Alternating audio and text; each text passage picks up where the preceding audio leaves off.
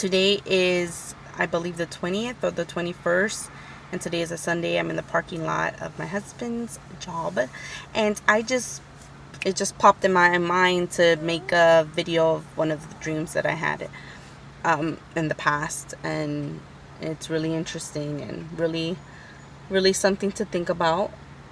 Let me start it off. I was in the dream. It's a very short dream. It's not very long. It's super short, but it has a very strong meaning. Alright, so in the dream, I was in a car, and there was this long line of, it was traffic. That's how it looked like if it was traffic. It was a long line of cars, and it looked like there was traffic. And there was this big truck that said UN, and there were a couple actually in the streets. There were a couple of trucks that said UN, and people in their uniforms that said UN too. And the uniforms were, I believe, white with black. I don't know, something like that. I don't 100% remember. But there was this huge hole in the bottom, in the middle of the street. A big hole. And they were asking people to get out of their cars because they're gonna burn their cars, because it's part of the martial law. No one's able to have no transportation, and they can't have cars to go anywhere. In this hole, I forgot to tell you guys, but in this hole, it was burning.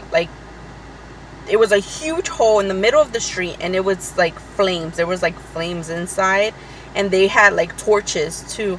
These men, they had the uniform UN. They had torches, torch guns. If you guys don't know what torch gun is, please go to Google, just look it up, what's a torch gun, and they have one of those. And they were burning the car. So the people that didn't accept what they said went against their New World Order laws or whatever, and they would die with the car. They basically go in the car, and they will drive in this big hole, and they will burn it with the gun torch.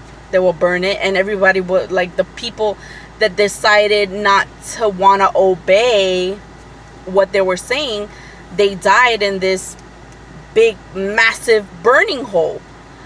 And I saw it, and I heard the screams of the people. They were burning alive because they decided not to obey their laws of, saying that they cannot have a car. And also, they were also telling the people that they have to take the mark of the beast. It was part of it, that when they leave the car, if the people decide to leave the car and get out and save themselves from burning in a big hole with a torch gun, if they decided to say, okay, I don't want my car, just burn it, just leave me alone, they will have to decide to get the mark of the beast, which is the FRA, the little chip that looks like a grain of seed, of rice. That was also part of it as well. If you want to surrender your car and you want to survive and not burn, then you will have to take the mark of the beast. And regardless, so I was on the line, and I was 2 cars behind.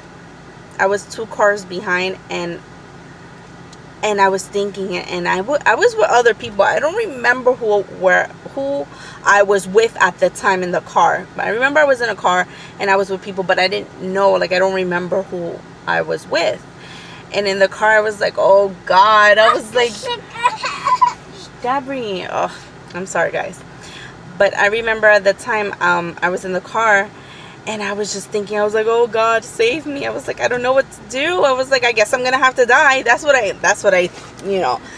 was saying. I guess I'm gonna have to burn, and I'm gonna have to die, because I don't want to let go of my car, first of all, and second of all, I'm not taking the mark of the beast. It was either way, I guess I have no choice but to die. So I was preparing my mind to know that I'm gonna burn, and I saw the torch, the men with these torch guns burning the people, but also burning the cars that were going into this massive hole. And I was just getting really scared. And then it was our turn. And I was like, well, I guess I'm going to have to die. And boom, it ended there. The dream just ended. And it was a very scary dream. It was something that is not good, something that's horrible, something that's hard. And I felt like God gave me that dream to understand the severity, like how hard it's going to be, like how evil this government, New World Order is. They're going to be so evil like that. They don't care. They're going to be heartless. These people, they're not going to care about you. They're not going to care about your family. You could have a newborn baby in your car going to the massive hole, and they're still going to burn you. It's going to be pure evil. And I felt like God gave me that dream to share with you guys. You have to fast, pray, read the word. You have to try your best to be connected to God.